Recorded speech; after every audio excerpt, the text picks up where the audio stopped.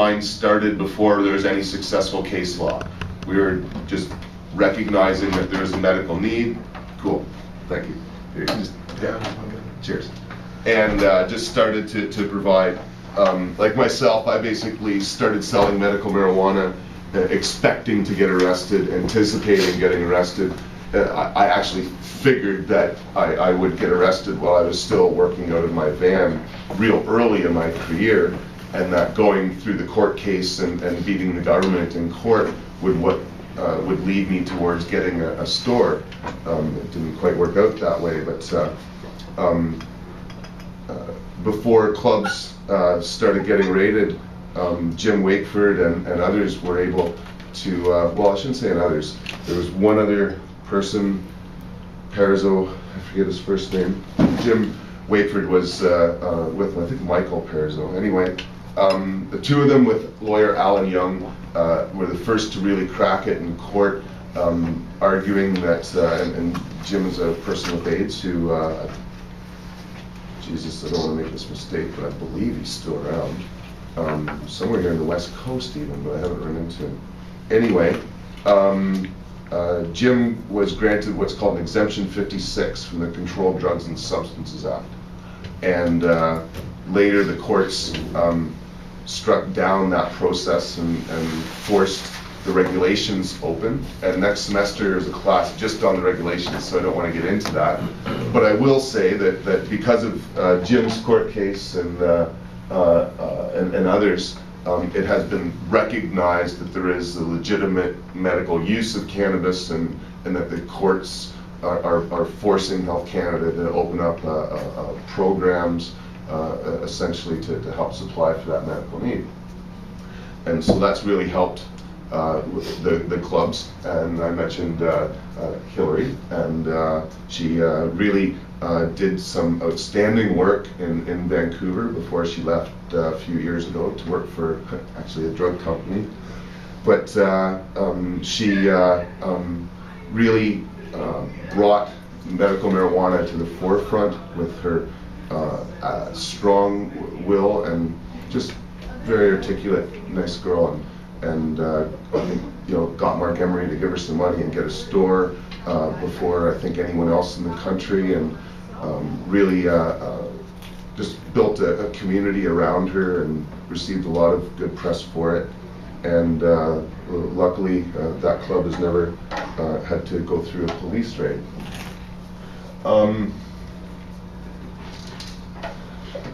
Time is going to go too quick, but I'm just going to go through this real quick because I really want to talk about what's happening now with medical distribution of Canada. In some of the past lectures I've done more of the history, so I'm just all over the road. That's Grant Krieger out of Calgary, one of the more brave soldiers in the movement. He's gotten busted more times than pretty much anybody trying to grow it and sell it and drive it all around the prairies to sick people. And he's between his health and his problems with the law and stuff, unfortunately, Grant's health has not only suffered, but his personal life and family have also at times been really torn apart because of the strain that this has caused on him. But really, he in Calgary has done a great deal to help you know, people in isolation get medicine. Along the way, I'm highlighting some of the bigger clubs, but there's been a lot of people that have tried and unfortunately not established organizations that supply medical need. And I'm talking mostly today about clubs that have survived the test of time with mandates and organizations that can go through the scrutiny that unfortunately these sorts of groups go through. This is one of the older clubs from, you know, the early or mid 90s, I should say, the Lamb's Breath out of Vancouver. You can see the home of Vancouver's Medicinal 420 Club. And so in Canada and in the United States, what is medicinal and what's not, and what qualifies for a club and what doesn't is a very contentious issue. And sometimes people that cross the line a little bit too far into recreational, in some sense you might say, have not been able to stand up for things. But I think this is Ernest Standing, I believe this guy's name was. If you remember Ernest? God, some characters get involved in this. That's from the mid-90s in Vancouver. Like, I've seen some funky stuff. Not even close, yeah. It's too bad too. There's Terry Parker, who forced the medical marijuana access regulations open. Well, really, it was this lawyer, Alan Young, and a host of other expert witnesses that they called up. Again, we'll talk more about Terry in the next one.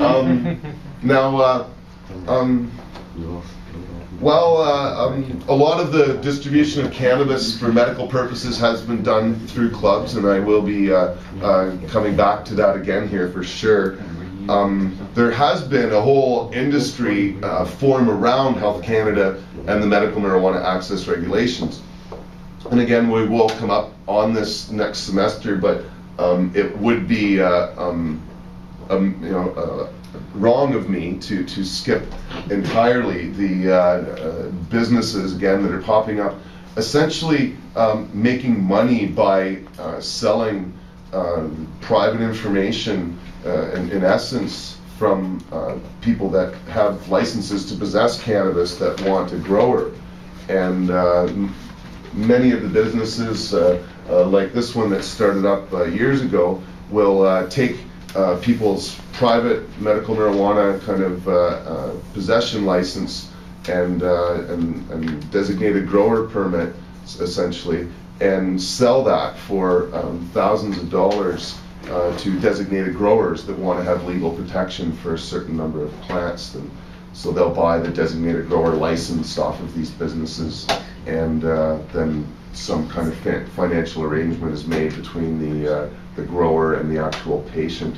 And there's all sorts of questionable practices and a wide range of kinds of businesses that are doing this in some ways, but in essence they're all making money selling Health Canada licenses, and they haven't really come to the forefront yet. There are a lot of them around, but they are distinctly different from the medical cooperatives, compassion clubs, and societies that, for the most part, I'm talking about today. These organizations are strictly for profit, as I've heard from some of them personally. They're wanting to make millions of dollars just like everyone else. And so, again, we will touch upon that more in the MMAR lesson next semester.